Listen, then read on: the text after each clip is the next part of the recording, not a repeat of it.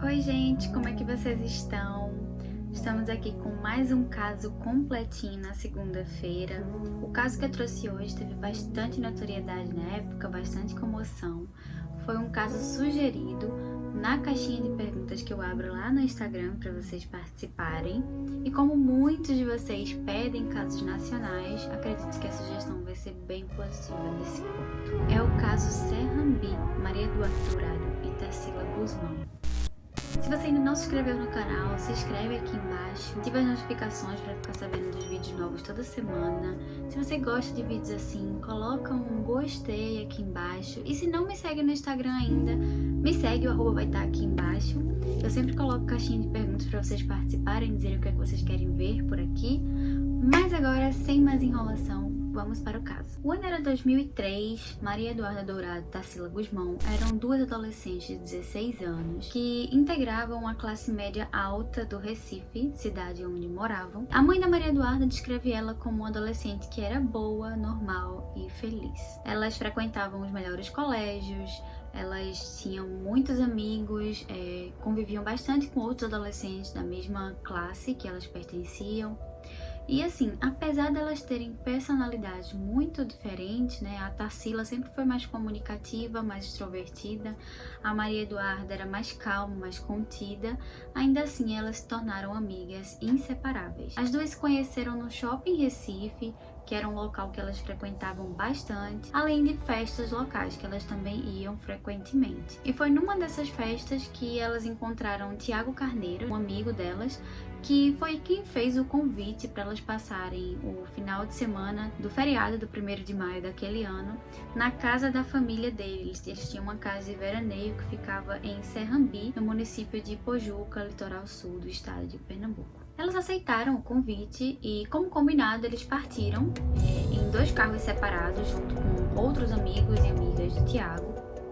Na primeira noite lá na casa, teve uma festa que entrou madrugada dentro. Foi nessa festa que um dos amigos de Tiago deu a ideia deles irem andar de lancha na manhã seguinte e assim, todo mundo achou ótimo, super legal, ótima ideia, todo mundo concordou. Não se sabe muito sobre que tipo de ambiente havia nessa festa, somente que havia comida, que havia bebida e há especulação sobre a presença de drogas. Também não se sabe muito como é que estava o comportamento das meninas nessa festa, se elas estavam aproveitando, se estavam se entrosando ou estavam mais de canto. No dia seguinte, era o dia 3 de maio, eles foram andar de lancha como eles haviam combinado na festa da noite anterior. O trajeto que eles iam fazer de lancha iria de Serrambi até a praia de Maracaípe, que fica a uma distância de mais ou menos 10 minutos. E o piloto da lancha, quando eles chegaram lá em Maracaípe, que desembarcaram, avisou para todos que eles teriam que retornar no máximo às 4h30 da tarde por causa da baixa da maré, que poderia prejudicar o trajeto de volta de lancha para Serrambi. Então eles chegaram lá por volta de 1h e um pouquinho da tarde e o piloto avisou que teriam que voltar no máximo às 4h30. Então, quando eles desembarcaram lá em Maracaípe, o grupo todo se acomodou em um bar que tinha cadeiras na areia e as meninas, sem dar muita satisfação para ninguém, deixaram lá suas sandálias e resolveram ir andando até Porto de Galinhas. No trajeto que elas fizeram andando, elas chegaram a encontrar conhecidos, como eu disse para vocês no começo do vídeo, elas eram bastante populares. E assim, nessa faixa do litoral, nesse trajeto específico, entre Maracaípe e Porto de Galinhas, tem muitas casas de veraneio de famílias de alto poder aquisitivo e num desses encontros, um conhecido delas chegou até a tirar uma foto delas caminhando assim na areia e essa foto viria a se tornar o último registro delas ainda vivas. Quando elas chegaram a Porto, já passava das 4h30 da tarde, que era o horário máximo que o piloto tinha estipulado para eles retornarem para Serrambi, então elas estavam lá descalças, sem dinheiro e sem comunicação.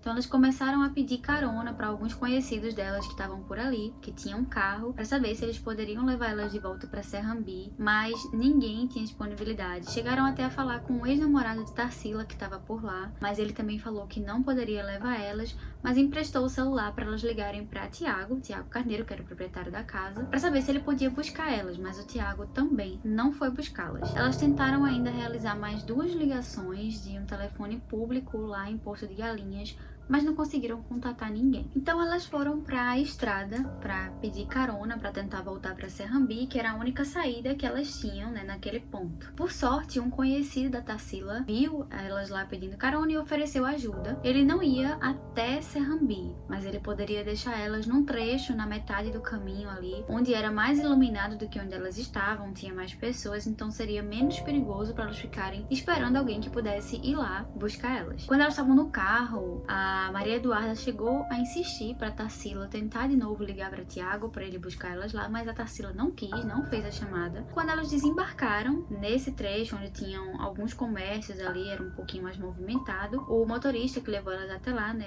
a pessoa que ajudou elas, chegou até a alertar e dizer para elas não pedirem carona fora daquele local, porque podia ser muito perigoso. Quando elas desembarcaram, né, lá nesse local, testemunhas disseram que realmente viram elas por lá quando elas saíram desse carro, que elas entraram numa padaria para comprar cigarros e quando saíram da padaria, elas foram num local que tinha perto, que era um estabelecimento que vendia águas em botijões, e pediram para usar o banheiro. Só que as pessoas que trabalhavam nesse local informaram que o banheiro não ficava ali dentro do estabelecimento, ficava do lado de fora, próximo a uma esquina. E quando elas foram lá e olharam o banheiro, acharam um pouco esquisito, não quiseram usar e foram embora. Pronto, o que acontece daqui pra frente nessa história é muito confuso e até hoje permanece um grande mistério. No dia seguinte, né, a família estava tentando estabelecer contato com as meninas, mas não estavam conseguindo, então eles começaram a contatar os amigos delas, inclusive Tiago, né?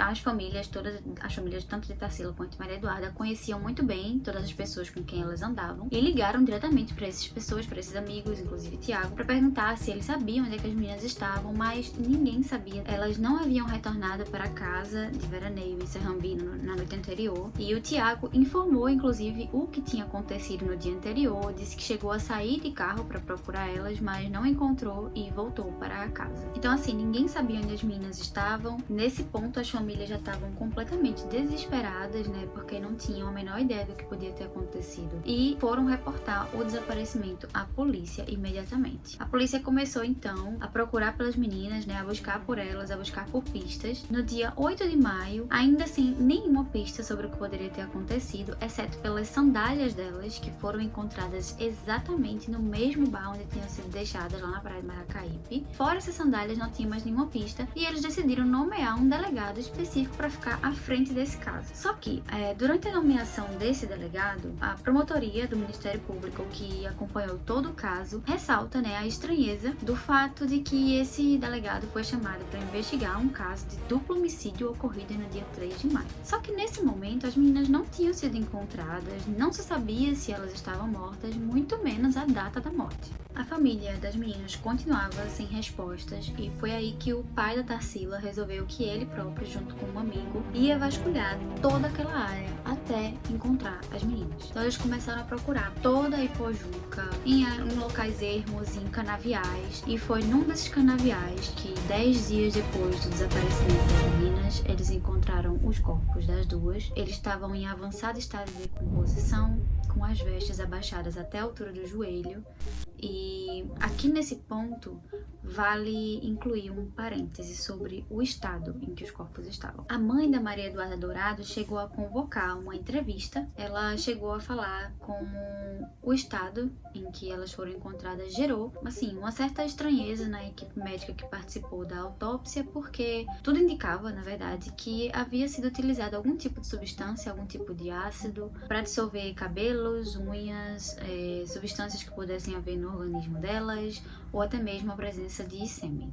Outro ponto sobre esse fato é que havia algumas partes do corpo que estavam bastante decompostas, né? Algumas partes em que dava para se ver os ossos, mas outras partes estavam muito inteiras, como uma perna, que estavam fazendo mais sentido com relação ao tempo de decomposição de 10 dias de post-mortem, né? Já na cena do crime, a promotoria que acompanhou o caso falou que o local foi violado várias vezes, teve uma intensa circulação de pessoas ali que chegaram a deixar tampa de garrafa, bituca de cigarro, pegadas, e que se havia alguma possibilidade de encontrar marcas de pneu, por exemplo, que pudessem auxiliar na investigação, foram apagadas pela chegada e saída de outros carros ali nas proximidades. Então a cena não foi preservada. Após a descoberta dos corpos, foi dado início a uma intensa investigação para tentar se chegar aos autores daquele assassinato, e a polícia começou a investigar testemunhas locais, transeuntes, qualquer pessoa que pudesse oferecer qualquer pista, né, sobre aquilo. E foi uma dessas testemunhas que informou que viu as meninas entrando numa Kombi, que é um transporte alternativo local, na noite anterior. E essa pessoa informou que havia um homem dirigindo o veículo e tinha um outro homem também dentro da Kombi, provavelmente como cobrador, né, recolhendo pagamentos de passageiros. E pelo retrato falado dado por essa testemunha, a polícia chegou até os irmãos Valfrido Lira e Marcelo José Lira. Eles prontamente negaram qualquer envolvimento no caso, disseram inclusive que naquele dia em que alegaram ter visto as meninas entrando na Kombi deles, a Kombi estaria parada, mas após fazer uma investigação e reunir algumas evidências, a polícia decidiu acusar os irmãos pelo assassinato de Maria Eduarda Dourado e Tarsila Guzmão. Foram encontrados dentro do veículo um pedaço de uma corda de nylon, que segundo a polícia havia uma corda de material muito parecido no local do crime. Foi encontrado também um aparelho de barbear, que segundo a polícia havia um similar no local do crime. Também foi encontrado um papel de chiclete. Depois de informações coletadas, descobriu-se que era o chiclete favorito de uma das meninas, e foi encontrado um fio de cabelo que era similar ao fio de cabelo das meninas, mas nunca foi feito um teste de DNA para comprovar. Então assim, as informações pareciam bastante substanciais e não convenceram de que eles eram culpados pelo crime. Meses depois, após o Ministério Público concluir que não havia provas suficientes para ligar os irmãos Valfrido e Marcelo ao assassinato das meninas, eles foram liberados. Então, devido a todas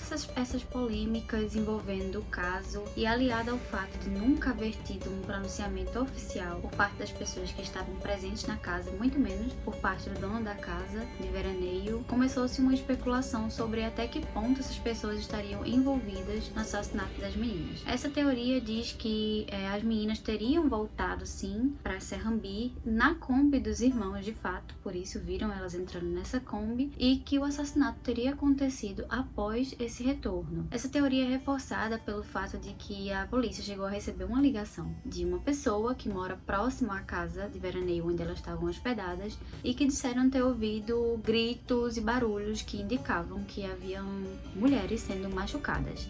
A polícia foi até o local, mas como não encontrou nada, retornou sem prestar nenhum apoio. Outro ponto que também reforça a teoria é o fato de nunca haver tido uma investigação em tempo hábil, né, na casa onde as meninas estariam hospedadas, nem em nenhum dos veículos presentes, pelo fato de que todos os jovens envolvidos nesse caso participaram somente do que foi estritamente necessário. Inclusive há especulação sobre várias pessoas que estavam na casa durante aquele feriadão terem ido morar fora do país após o ocorrido. Em uma das entrevistas, inclusive, a mãe da Maria Eduarda Dourado chegou a falar que estava temendo pela sua segurança e pela segurança de seu filho, porque ela disse, né, que chegou a encontrar um dos rapazes que estavam presentes na casa em um shopping, que na ocasião ele teria ficado muito nervoso e ela ficou muito assustada, então ela chegou a pedir proteção da polícia. Então assim, há esses rumores de que essas pessoas que estariam na casa poderiam ter algum envolvimento e devido à sua posição privilegiada teriam forjado